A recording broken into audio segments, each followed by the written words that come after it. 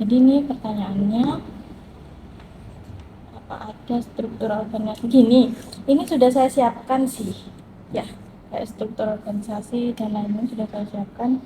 Ada kepala dinas, terus di bawahnya ada sekretariat, ya di sekretariat itu ada sekretaris, nanti itu membawahi jabatan-jabatan fungsional. Kalau yang kita kan kantornya ada 3 sebenarnya. Ada di yang pertama yang sekret itu di Kelurahan Tisno, kamu tahu Kelurahan Tisno Negaran, Jalan apa itu? Juanda apa? Ya, itu di sana. Itu kantor sekretariat tahu ya. Itu jadi segala macam administrasi ada di sana. Nah, nomor 2 itu di sini.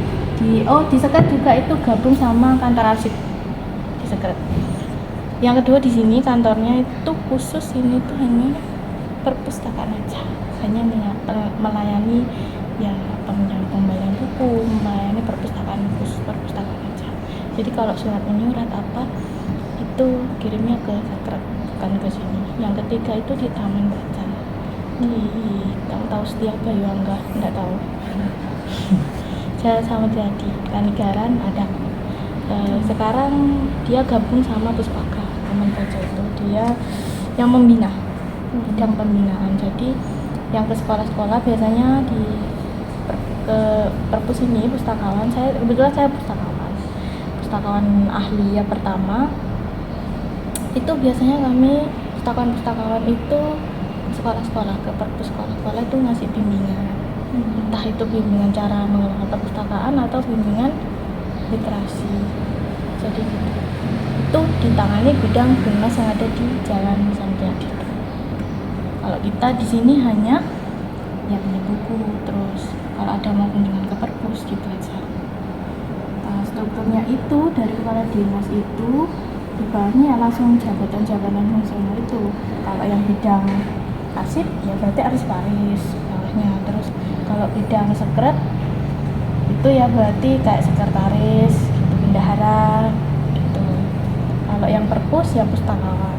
Kalau yang binmas tadi bimbingan bidang pembinaan tadi ya pustakawan sama arsiparis.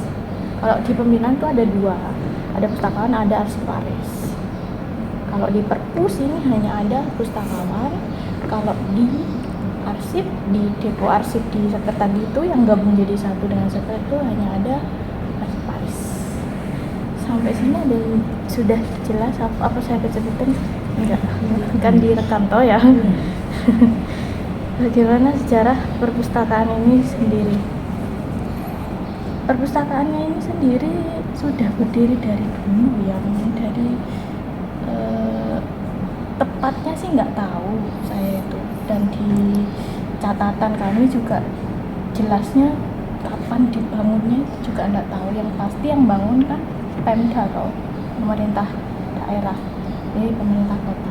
Cuman diresmikannya pertama kali berdiri secara resmi itu tahun 2001 di sini itu ya sudah lantai 2 sih memang. Cuman pada tahun 3 tahun terakhir itu berarti 2000 sebelum Covid 2019 ya 19an itu ada renovasi. Jadi ini sudah bangunan model baru. Awalnya enggak seperti ini. Sejarahnya seperti itu. Terus mungkin bisa kayak pemimpin awalnya itu siapa gitu? Kalau awalnya sini itu sudah purna semua Mbak. Maksudnya yang kepala perpusnya juga pustakawannya lama itu dulu malah bukan pustakawan dulu itu kan. Dalam artian kalau sekarang itu pustakawan itu orangnya yang harus lulusan ilmu perpustakaan memang. Seperti saya ini kan sekolahnya memang sekolah perpus. Jadi itu baru bisa dipanggil pustakawan. Kalau zaman dulu kan sekolah perpus masih belum ada. Kuliah juga kampus-kampus yang buka prodi perpus itu belum ada. Jadi dulu itu ya pejabat-pejabat biasa gitu ya, ada yang dari manajemen, ada yang dari sarjana ilmu pemerintah itu dijadikan petugas saja. Tapi kebanyakan orangnya sudah punya. Sekarang diganti orang-orang baru yang pustakawan. Jadi kita intinya kalau dulu kan dari mulai awal diresmikan itu kan hanya sekedar apa ya, perpus itu hanya sekedar dia bergerak di pinjam buku terus mengembalikan buku gitu aja, karena memang dari segi SDM juga terbatas toh ya, orang dengan background pendidikan yang bukan perpustakaan kan tidak begitu mengerti tentang perpus kan berarti. Nah, cuman kalau sekarang itu masih sudah banyak pustakawannya. Kita ada sekitar 17 pustakawan total, 17 sama yang di pembinaan juga. Kita ada 17 itu sudah bisa melakukan, selain pinjam buku, sudah bisa melakukan fungsi-fungsi lainnya kayak membina sekolah di perpus sekolah itu, terus menerima kunjungan dari sekolah-sekolah itu. Terus kita juga banyak nanti kan ada di program. Sebelum saya jawab ini, boleh nggak saya tahu dulu mindsetnya di kalian kan mesti ada tahu perpus sekolah di sekolah kan. Menurut kalian mindsetnya perpus itu apa? Menurut mindset kalian perpus itu apa sih? Menurut saya dulu. Menurut saya itu ya kegiatan seperti minjam mengembalikan buku, terus bisa tempatnya literasi, terus tempat yang sunyi mungkin. Iya betul sih. Itu secara garis besar seperti itu ya, perpustakaan seperti itu. Jadi perpustakaan itu sebuah institusi di mana dia mengelola data-data pengetahuan. Mengelola dalam hal ini itu mulai dari mengumpulkan, mengolah dengan aturan-aturan yang baku sesuai ilmu perpustakaan, lalu melestarikan ilmu-ilmu pengetahuan tersebut supaya nantinya bisa digunakan oleh pemustaka untuk orang-orang yang membutuhkan informasi apapun. Jadi perpustakaan itu mengumpulkan semua data-data ilmu pengetahuan yang masih mentah ya, dalam bentuk entah itu bentuk tulisan, entah itu bentuk tertulis ya maksudnya, atau bentuk tercetak atau terekam. Nah itu kita olah secara baku sesuai aturan perpustakaan. Kayak buku-buku ini kita klasifikasi, mulai dari klasifikasi sampai dia siap dilayankan itu misalnya ada yang cari informasi tentang apa, itu kita bantu untuk mengakses informasi tersebut dari data yang telah ada gitu. Itu fungsi perpustakaan itu seperti itu. Dan juga banyak sih fungsi perpustakaan itu banyak, karena dia mengelola data ya, mengelola informasi ya. Artinya dia itu punya banyak fungsi akhirnya, seperti fungsi pendidikan ya kan, fungsi literasi juga, fungsi rekreasi juga ada. Fungsi rekreasi itu lebih khususnya di ruang anak, ini kan ruang umum ya, ruang umum di sebelah sana itu ruang anak. Fungsi rekreasi ruang anak itu ya selain edukasi anak-anak ya juga di sana kan ada permainan untuk anak-anak. Nah itu fungsi rekreasinya di sana. Macam-macam sih fungsi pelestarian bahan-bahan kuno juga ada seperti itu. Jadi kita biasanya kan dulu banyak kan peninggalan kayak itu loh yang ditulis di daun lontar, apa peninggalan buku-buku sejarah dari mungkin sejarahnya berdirinya kota Probolinggo. Nah itu kita simpan supaya seterusnya ke depannya itu kalau ada orang yang ingin tahu sejarahnya itu tetap ada. Yang bertanggung jawab itu perpustakaan seperti itu. Jadi perpustakaan itu institusi yang mengelola data ilmu pengetahuan sedemikian rupa supaya nanti bisa kalau ada orang nyari, pemustaka nyari informasi itu kita bisa bantu. Bu, apa tujuan dibentuknya perpustakaan ini? Tujuan visi misi perpustakaan umum khususnya itu adalah kota Probolinggo yang gemar membaca. Itu visinya kita seperti itu mas. Jadi tujuannya jelas untuk membudayakan membaca di masyarakat kota Probolinggo. Kita kan tahu minat baca di kota ini sangat sedikit sekali. Maksudnya bandingkan sama yang negara lain kayak negara Jepang itu. Kalau tak tanya, sampean lebih suka membaca apa ngapain kalau di waktu luang? Main game. Main game. Sama kamu? Iya. main HP sama. Iya, jarang kan ya sekarang menemui anak-anak muda yang di waktu luangnya itu dia gunakan untuk membaca, paling enggak meskipun enggak membaca pengetahuan yang lain, paling enggak membaca novel lah untuk hiburan kan sudah jarang banget ya. Mungkin dia baca novel ya semacam thread itu mungkin ya di Twitter lebih tertarik seperti itu. Jadi ya itu tujuannya perpus itu untuk mendongkrak minat baca. Gimana sih supaya minat baca masyarakat Kota Probolinggo ini itu meningkat, supaya orang-orangnya, masyarakatnya itu semua gemar membaca. Itu gimana sih caranya? Itu tujuannya meningkatkan daya minat baca dan gemar membaca masyarakat Kota Probolinggo.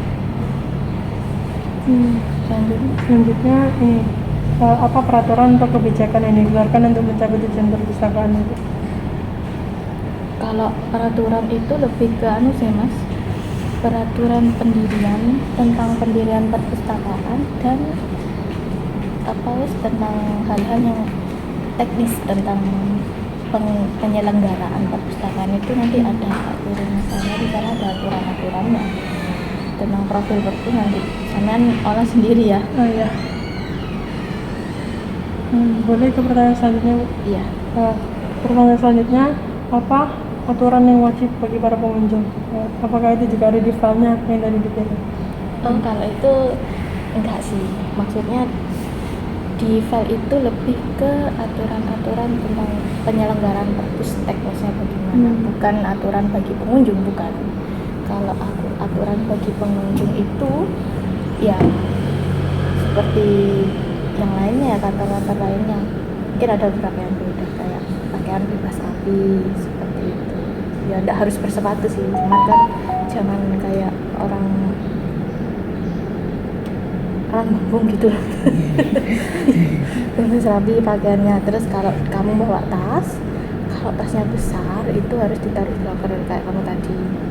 Kalau tasnya kecil, mungkin tas dompet kan gitu, ya nggak apa-apa lah dibawa ke atas. Terus kalau mau sebelum ke atas itu wajib mengisi daftar kunjungan. Nanti aja kamu nggak apa-apa ya isi daftar kunjungan kalau mau baca-baca. Tapi kalau hanya untuk bertamu, maksudnya tidak untuk mengakses bahan-bahan di perpustakaan, itu cukup mengisi buku tamu aja. Itu kalau itu berkunjung secara biasa, dalam artian mungkin hanya membaca saja, baca buku aja, tidak pinjam ya. Kalau pinjam ada lagi aturannya seperti itu. Kalau pinjam itu wajib menjadi anggota. Kalau mau pinjam buku wajib menjadi anggota perpustakaan. Syaratnya apa? Syaratnya kalau dulu syaratnya itu memiliki KTP sama kartu pelajar di Kota Probolinggo. Artinya dia harus berdomisili di Kota Probolinggo atau sekolah di Kota Probolinggo. Cuman sekarang karena ada perubahan aturan, jadi aturannya sekarang yang boleh jadi anggota itu hanya yang berdomisili di Kota Probolinggo saja. Jadi meskipun dia sekolah di Kota Probolinggo, contohnya misalnya di Fania, kan sekolah di sini toh, ya. Tapi rumahmu ada di Dringu, misal di Dringu, kan Dringu masuk kabupaten, bukan kota. Jadi nggak bisa jadi anggota itu. Jadi memang harus rumahnya di kota, dibuktikan dengan KTP atau fotokopi KK. Kalau mau pinjam, kalau nggak pinjam ya nggak apa-apa, baca aja, nggak perlu KTP, nggak perlu kayak. Terus kalau kita Kak, misalnya ada yang warga Dringu nih dari kabupaten kan perpusnya ada sendiri, ini Kraksan tapi jauh. Misal nih, Kak, aku anak Dringu, aku butuh ini loh supaya lolos UNBK, tapi kalau aku Kraksan nanti jauh, transportnya juga nggak ada, mungkin di sini ada bukunya, bilang aku butuh banget nih, ini boleh nggak pinjam gitu? Boleh pinjam tanpa menjadi anggota, tapi juga ada syaratnya. Syaratnya itu uang jaminan 100.000, jaminan aja uangnya, bukan bayar, karena seluruh fasilitas dan layanan di perpustakaan ini gratis ya, tidak ada bayar-bayar, apapun itu gratis. Wawancara ini juga pun gratis. Gratis semua pokoknya. Uang 100.000 itu hanya sebagai jaminan kalau kan kalau rumahnya kabupaten kan jauh dari sini, kayak Ndringu, pesisir, Lecis kan jauh, aksesnya juga kan sulit kan, meskipun tidak sesulit kekerasan sih. Nah itu jaga-jaga kalau buku yang kamu pinjam itu hilang, jadi enak kita ada gantinya gitu. Kalau tidak hilang, kalau bukunya kembali ya uangnya kita kembalikan gitu. Jadi buku kembali, uang kembali, seperti itu. Apa saja syarat untuk meminjam buku tuh selain yang tadi mungkin mengisi daftar itu? Iya kan, kalau mengisi daftar pengunjung yang komputer 2 di depan itu Ya. kan ada komputer 2 di depan tadi itu untuk semua yang masuk perpus, Mas. Entah dia mau pinjam, entah dia mau membaca aja, itu wajib. Setelah itu lain cerita, kalau kamu hanya minjem, kalau kamu hanya baca apa, setelah kamu baca, setelah baca langsung pulang nggak apa. Tapi kalau kamu mau pinjam kan harus masuk ke proses itu tadi, apakah sudah jadi anggota atau belum. Kalau sudah jadi anggota ya monggo ditunjukkan kartu anggotanya, kan nanti setelah mendaftar itu kan mesti dapat kartu anggota gitu. Dapat kartu anggota itu digunakan untuk pinjam buku. Atau kalau tidak punya kartu anggota kayak tadi peminjaman yang non anggota itu ya kasih kamu nulis apa seperti peminjaman terus kasih uang jaminan. Syaratnya juga kalau pinjam itu 1 orang maksimal hanya boleh 2 buku selama 1 minggu. Jadi misalnya pinjam hari Senin, kembalinya harus hari Senin juga, kecuali tanggal merah. Misalnya Senin depannya tanggal merah, berarti Selasa. Nah kalau belum selesai baca gimana Kak? Misalnya punya tebel ya, misalnya novel ini kan punya tebel loh. Ya. Kalau tidak selesai baca gimana Kak? Boleh diperpanjang, boleh selama 2 kali. Perpanjangannya 1 kali perpanjangan selama seminggu.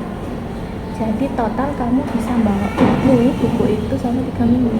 Pinjam awal 1 minggu, setelah 1 minggu perpanjang lagi 1 minggu, setelah itu boleh perpanjang lagi 1 minggu. Itu mentok sudah, karena perpanjangan maksimal 2 kali. Paham ya? Iya. Selanjutnya nih Bu, apakah buku-buku yang di sini itu pernah diganti gitu? Jika pernah, boleh tahu nggak jadwalnya? Dia masak dari dulu. Berarti kan tidak up to date. Nah biasanya kita itu tiap tahun menganggarkan untuk pembelian buku baru. Selain itu juga sini ada program Gunasiku. Gunasiku itu artinya program ayo menyumbangkan buku. Jadi seluruh warga Kota Probolinggo yang punya buku di rumah yang tidak terpakai, eman-eman daripada rusak ya kan. Yang penting buku itu masih layak dibaca, itu bisa disumbangkan di perpustakaan. Satu dari situ juga kan kita bisa mengganti yang baru, buku lama kita ganti. Dari Gunasiku itu juga kita juga dapat sumbangan dari perpusnas biasanya, seperti buku-buku yang di sana di Pocadi itu. Nah itu buku sumbangan dari perpusnas setiap tahun. Perpusnas selalu menyumbangkan buku. Jadi dari situ, dari sumbangan sama dari publishing buku. Setiap tahun mesti ada yang baru. Terus yang lama kita namanya SO, stock opening. Jadi kita sortir. SO itu kita sortir buku-buku mana aja yang masih layak untuk dibaca dalam keadaan itu apakah dia sudah sesuai zaman gitu. Kayak novel contohnya. Novel sekarang kan yang digandrungi kan novelnya penulisnya kan nggak mungkin Wirawe. Kamu tahu penulis Wirawe? Nggak tahu kan? Iya, itu penulis novel lama. Gaya-gaya penulisan novelnya juga beda dengan yang sekarang. Nah itu kan berarti sudah ada up to date dengan zaman sekarang. Jadi kita harus cari novel yang diketahui anak-anak zaman sekarang, kayak penulisnya Terelie seperti itu, Risa Saraswati. baik. Ya, jadi harus up to date biar itu berguna, bermanfaat. Cuma kalau kita sediakan novel lama tapi orang-orang nggak tertarik gitu, karena ceritanya itu dan mindset dalam cerita itu nggak sama dengan masa sekarang. Jadi ada namanya stock of name, itu untuk menyortir buku-buku yang sudah tidak layak dibaca, misalnya rusak atau isinya sudah tidak sesuai dengan zaman. Oke. Ini di mana buku-buku dapat yang ada di perpustakaan diperoleh? Di mana? Buku-buku di perpustakaan ini diperoleh. Ya itu tadi, di mana maksudnya dari mana? Iya, dari mana? Ya itu tadi, dari beli, gitu kan maksudnya? Ya. Iya. Nah, dari beli, dari sumbangan masyarakat, dari sumbangan perpusnas. Terima kasih ya. Bu, ini apa sanksi yang diberikan kepada pengunjung atau pemakai buku ketika melanggar aturan atau merusak buku yang di perpustakaan? Kalau hanya merusak sih masih kita maafkan, nggak apa-apa. Yang penting bukunya meskipun rusak dia masih utuh. Maksudnya meskipun brodol misalnya, brodol tapi halamannya masih lengkap, nggak apa-apa, dikembalikan aja. Jangan moro dibuang, jangan. Dikembalikan aja, karena memang justru buku yang rusak-rusak itu justru buku yang paling diminati kan. Jadi kita bisa tahu, oh ternyata buku ini yang paling diminati ini sampai rusak-rusak, berarti kan dia dibaca toh.